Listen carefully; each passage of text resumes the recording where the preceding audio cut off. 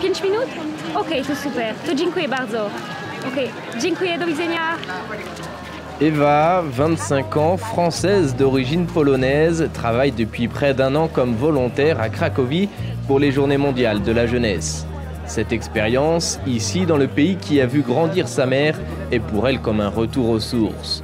Autour d'une table, sur la place du marché de Cracovie, Eva nous explique pourquoi le volontariat s'est imposé comme une évidence. Ça a commencé donc il y a 3 ans.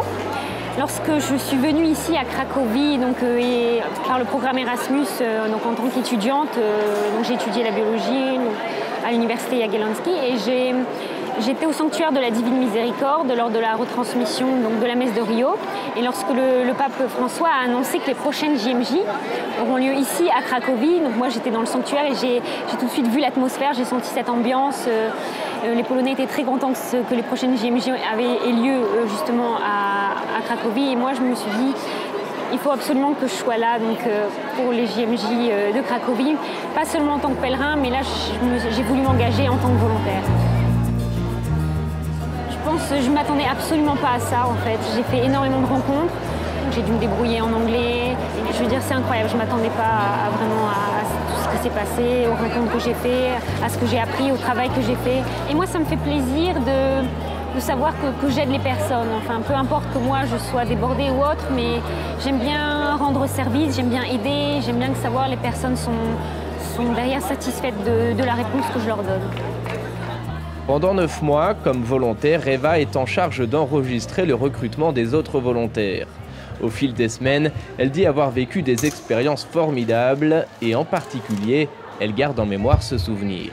C'était le 4 janvier, si mes souvenirs sont bons. En fait, j'ai reçu un appel de la coordinatrice des Journées mondiales de la jeunesse et elle me dit « Est-ce que c'est possible demain que tu partes avec les autres à Varsovie, au palais présidentiel ?» Donc du coup, je me dis « Parce qu'on a besoin de volontaires, tout ça, est-ce que tu es disponible? On voudrait que tu y ailles. » Du coup, j'étais pas préparée, j'avais prévu autre chose, donc j'étais même pas... Bon, je me suis dit, bon, je sais pas, j'y vais pas. Bon, je me suis dit, bon, allez, j'y vais. Et enfin, quand arrivé là-bas, au palais présidentiel, j'étais avec d'autres volontaires, on était quelques-uns, 3-4, à réceptionner en fait le drapeau polonais. Et donc, c'était un symbole, c'était une cérémonie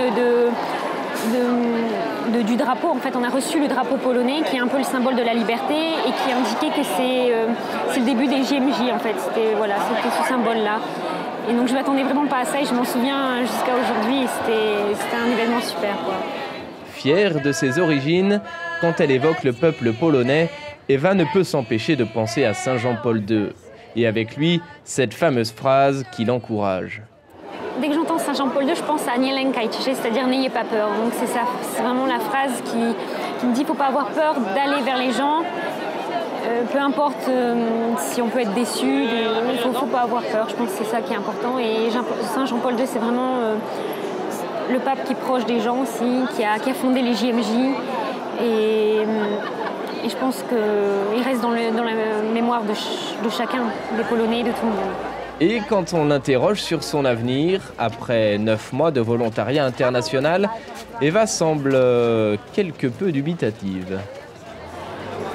C'est une bonne question, parce que c'est pas évident à répondre puisque je me suis pas vraiment projetée après les JMJ. Depuis 10 mois, je pense qu'aux JMJ, comment ça va se passer pendant les JMJ, à organiser, à préparer les JMJ, qu'après les JMJ, bon, je me suis pas totalement posé la question, mais je pense que je partirai plutôt, enfin je vais partir en France et essayer de trouver un travail donc dans soit le secteur des analyses organoleptiques en laboratoire, en biologie, ou soit je vais continuer aussi à jouer du piano dans un bar. Éventuellement, j'ai fait aussi une formation de masseuse aussi bien-être, donc voilà, je vais voir.